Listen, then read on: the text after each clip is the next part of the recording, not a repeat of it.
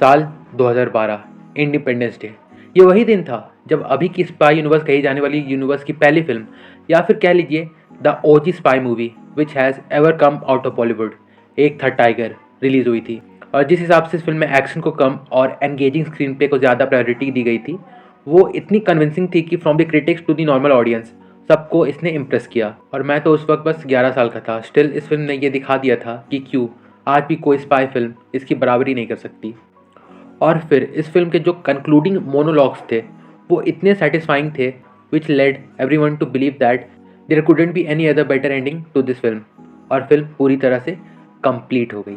लेकिन फिर 2017 में इसकी unwanted over the top sequel ने सब कुछ बदल कर रख दिया। जिन जिन चीज़ों की वजह से एक था टाइगर से ग्राउंडेड ऑथेंटिक वाली फीलिंग आ रही थी, उन सब चीज़ों को इस फिल्म ने हमसे दूर कर दिया। But still it emerged out as a big blockbuster for Salman Khan. लेकिन चलो, अब लगा शायद यहाँ अब फ्रेंचाइज की कहानी ख़त्म हुई।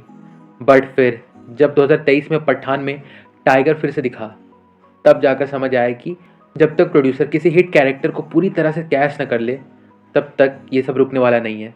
एंड नाउ इन 2023 फिर से आ गया टाइगर।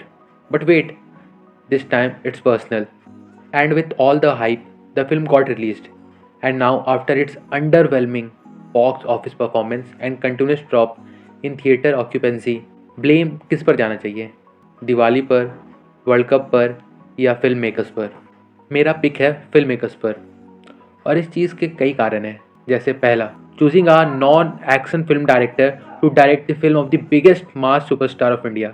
मतलब अगर देखा जाए तो मनीष शर्मा जो टाइगर 3 के डायरेक्टर हैं, उन्होंने टाइगर 3 से पहले फैन, शुद्ध देसी रोमांस, लेडीज़ वर्सेस रिकी बैल, बैंड बाजा बारात जैसी फिल्में डायरेक्ट की है। तो कैसे इतनी बड़ी फ्रेंचाइज की सबसे टॉप स्पाई एजेंट की फिल्म उन्हें डायरेक्ट करने को मिली?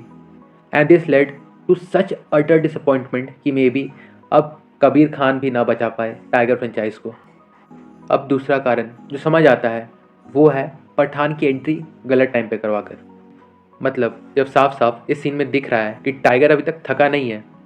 अगर इस मोमेंट पे इसके हाथ में एक गन या एक नाइफ भी होता तो इन सबको अकेला डिफीट कर सकता था। मतलब बोलने का तुक यही है, इस पॉइंट पर पठान की एंट्री उतना इम्पैक्ट नहीं डाल पाती है जितना उसे डालना चाहिए था।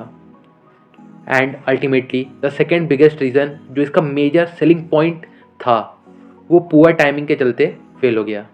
और फिल्म ख़त्म होते होते तक लग रहा था कि इस फिल्म का मोटिव बस किलिंग एज मेनी या साइड कैरेक्टर पॉसिबल था।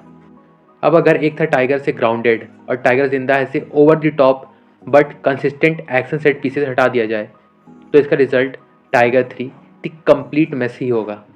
अब आगे ये दिखना इंटरेस्टिंग होगा कि इस बिलो एवरेज और हेविली मेडियोकर वाला प्रोडक्ट लेकर ये फिल्म कितने आगे तक जाती है।